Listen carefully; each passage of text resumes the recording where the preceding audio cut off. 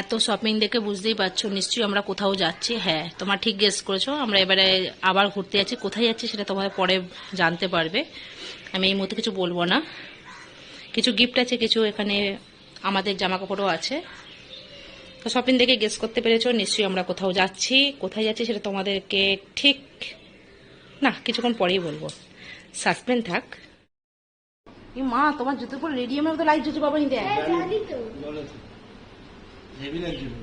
ইউটিউবে ভালো লাগবে।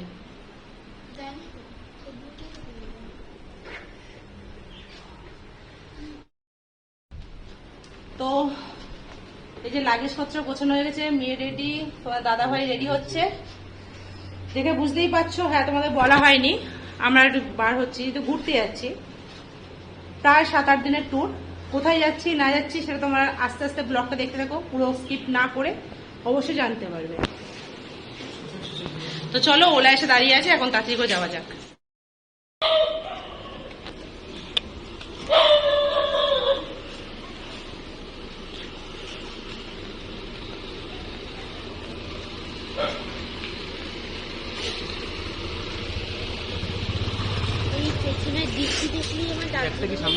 এটা সামনে রাখো।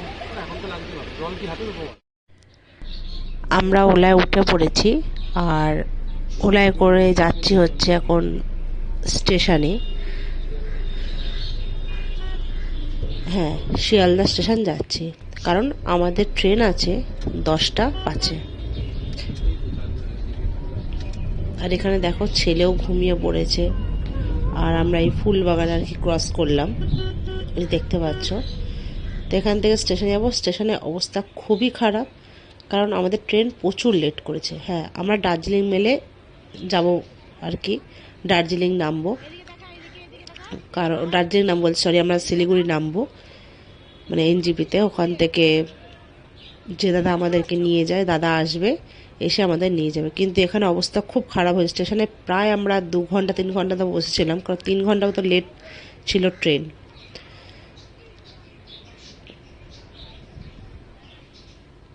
এবার আমরা অনেক জায়গায় ট্যুর করব, শুধু দার্জিলিং নয়, অনেক জায়গায় ঘুরবো, সিটং, তিনচুলে, অনেক জায়গায়। দেখতে থাকো ব্লগটা, আশা করি বুঝতে পারবে। খুব খারাপ, কারণ 3 থেকে 4 ঘন্টা ট্রেন লেট, প্রায় এখনো 1 ঘন্টা ধরে বসে আছি। ভয়েস ওভার দিয়ে দেবো, একটা হাত পাখা বন্ধ নেই, হাত পাখা দিয়ে হাওয়া খেতে হচ্ছে বসে। ডিনার কমপ্লিট, এ কিছু খাইনি, যেসব সবাই জানো। হ্যাঁ,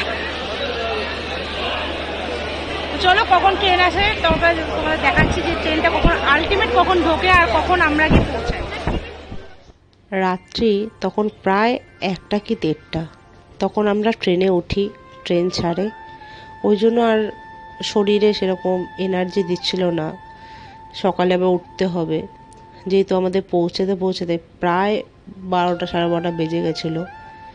তা ভোরের বেলা যখন ঘুম ভাঙে, এত সুন্দর আকাশটা লাগছে, সবুজে ঘেরা, না তুলে ভিডিওটা পারলাম না, তাই ভাবলাম তোমাদের সাথে শেয়ার করে দিই। এই দেখো, এই হচ্ছে ফারাক্কা ব্রিজ, এত সুন্দর লাগছে দেখো, জল ছেড়েছে তো, দেখতে খুব ভালো লাগছিল। তাই ভাবলাম যাওয়ার পথে যতটুকু পারি তোমাদের সাথে ভিডিওগুলো শেয়ার করতে থাকি। অক্টোবর মাসে তোমরা জানো আমরা দার্জিলিং গেছিলাম, সেই একই জিনিস একই ভিডিও ছাড়লে তোমাদেরও দেখতে ভালো লাগবে না। এবার একটু নতুন কিছু ছাড়ার চেষ্টা করলাম। আর এখন আমরা কোথায় আছি জানো? এনজিপিতে। হ্যাঁ, ট্রেন থেকে নেমে গেছি, একটু ভাবলাম ব্রেকফাস্টটা করে নিই, কারণ হোটেলে যেতে যেতে অনেকটা লেট হয়ে যাবে। এবারে না, আমরা যতগুলো জায়গায় থেকেছি হোমস্টেতেই থাকার চেষ্টা করেছি, কারণ গেলোয়ারে দেখেছি খুব ভালো লেগেছিল। কিন্তু ওখানে শিলিগুড়িতে গিয়ে আগেই যে দার্জিলিং চলে যাবে সেটা তো হয় না। দাদার বাড়িতে একবার দেখা করে নিলাম, বাড়ি ফেরার পথে তাদের বাড়িতে যাবই, তোমরা জানো তাদের বাড়িতে একটা দিন থাকবো, তাদের সাথে ঘুরবো।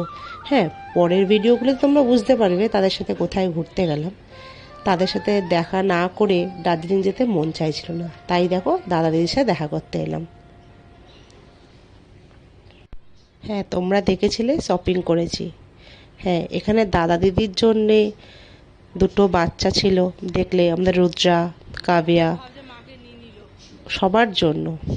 যেহেতু আমাদেরকে মামা মামি ডাকে, আমার ছেলে মেয়েও তাদেরকে মামা মামি ডাকে। আমাদের সাথে খুব ভালো সম্পর্ক হয়ে, জানো তো, পুরো নিজেদের মতো। তোমরা বললে বিশ্বাস করবে না। তাদের জন্য আমাদের তরফ থেকে একটু ভালোবাসা।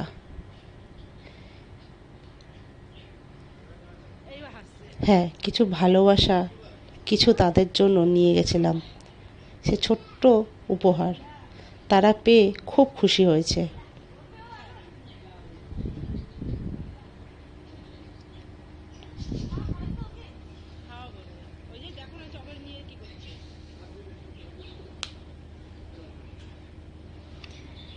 এই দাদা দিদির মতো মানুষ হয় না, জানো তো। ওদের পরিবারটা খুব ভালো, ওই জন্য হয়তো আমরা দ্বিতীয়বার সেই ভালোবাসার টানে আবারও ছুটে গেছিলাম। এখান থেকে দেখা করে আমরা বেরিয়ে পড়ব দার্জিলিংয়ের উদ্দেশ্যে। আবার ফেরার পথে ওদের বাড়িতে আসব। তখনকার ভিডিওটা কিছুদিন পরেই পাবে। আগে দার্জিলিংয়ে ঘোরার ভিডিওগুলো দেখে নাও, কেমন লাগে তোমাদের।